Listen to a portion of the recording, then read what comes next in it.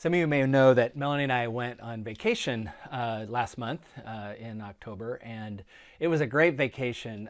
We went to New Mexico, and people ask us, well, why did you go to Mexico? Well, it turned out it was just an awesome trip because we had incredible timing. It was during the eclipse.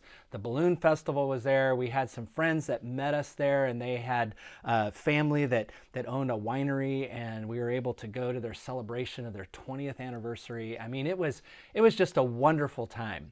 But it was also a special time for me for other reasons. Some of you don't know that I was actually born in New Mexico. I mean, I did most of my growing up in San Diego, but I was born in New Mexico, and my first home was in Albuquerque.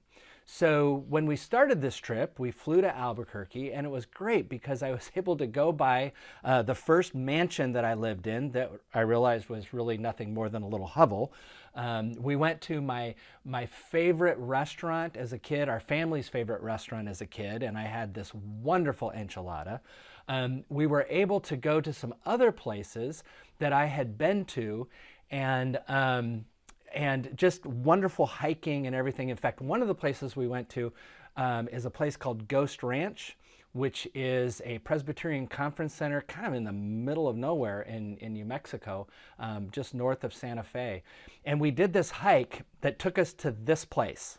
I mean, look at that view. It was just absolutely amazing. But here's the thing.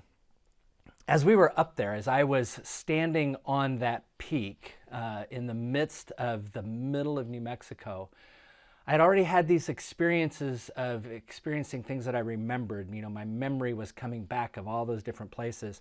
But as I stood there at that place and I looked out over that horizon, I thought about two different groups that I had brought to that very place, to that very peak. I had had a youth group from Spokane that had done a missions project there in that area, and we did this hike. And then I had my campus ministry group from North Carolina that went to that very spot. And as I stood there, and I shared this for the first time with Melanie because she hadn't been on those trips, as I stood there and I looked out, as much as I was just loving that moment, and with our friends from North Carolina and Melanie there with me, as I was experiencing that wonderful moment, I was also remembering the experience that I had had in that very spot with other groups of people. And I remembered one time in particular when one of our youth group members, one of the guys in our group that kind of had a slow start coming into youth group, but I remember him standing there and he began to sing this song that we sang sometimes in youth group.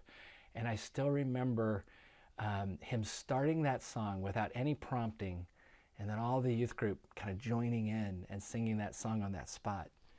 That memory that flooded back to me became such a profound moment because it reconnected me with those individuals who have been so important to me in those moments, and now through their memories were brought back. It made me think of the time when Paul wrote to the church in Philippi. I mean, Paul was in prison, and his experience of that moment obviously was not a great moment. But as he sat in prison and he wrote this letter to this church and these individuals who had been so important to him, his memory of them and all that they had been to him begins, I think, to flood back, and it energizes him. And so he writes this. He says, "I thank my God every time I remember you, constantly praying with joy in every one of my prayers for all of you, because of your sharing of the gospel from the first day until now. I am confident in this, that the one who began a good work in you will bring it to completion by the day of Christ Jesus." I mean, do you hear those words?